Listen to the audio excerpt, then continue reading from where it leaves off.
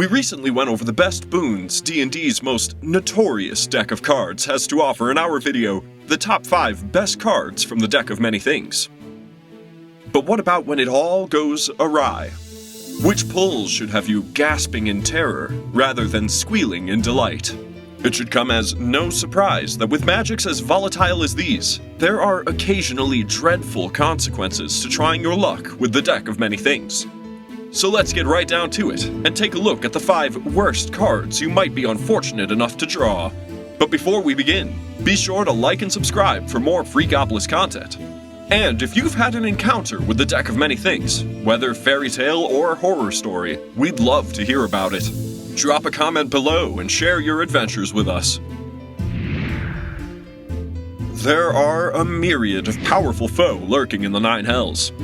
The blood war which rages between devilish and demonic forces has forged warriors of unbelievable strength on both sides.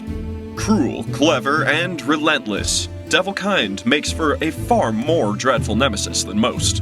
If you are unfortunate enough to pull the Flame card, you will come to know this cursed fate all too well.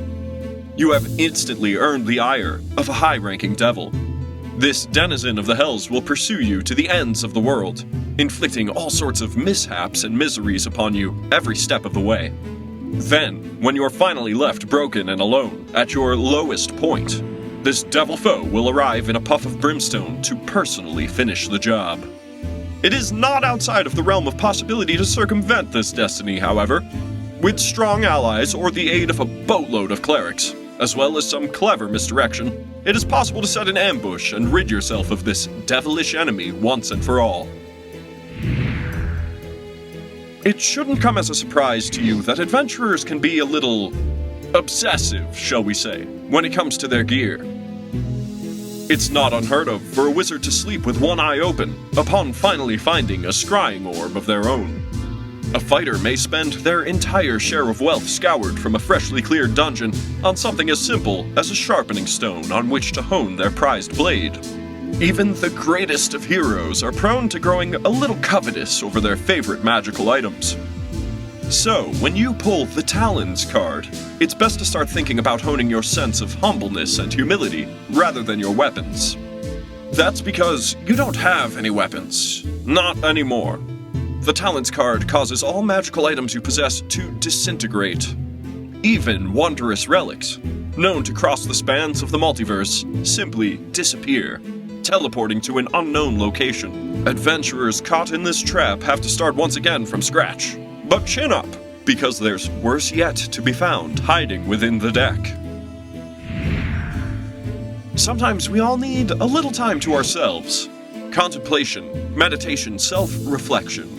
It's not always easy to find opportunities for these fleeting things when you live in the presence of an adventuring party. Solitude isn't the way of most quests, much to the chagrin of those of us with a more introverted demeanor.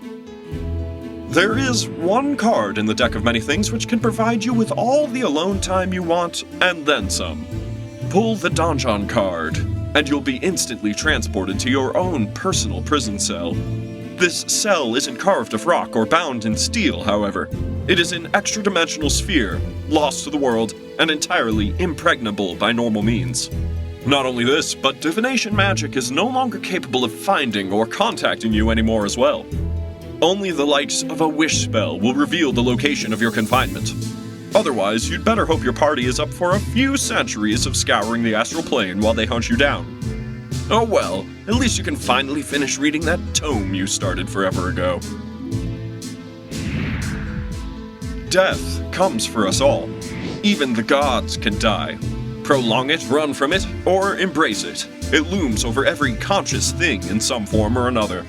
When you pull the Skull card, this inevitability materializes before your very eyes, taking form as an avatar of death. This foe is unyielding, pitiless, and tireless. Fight back if you can, but be sure to fight alone. Anyone who attempts to intervene will find themselves suffering the same curse, with their own personal avatar of death to confront. A creature slain by this manifestation of death itself cannot be restored to life by any means.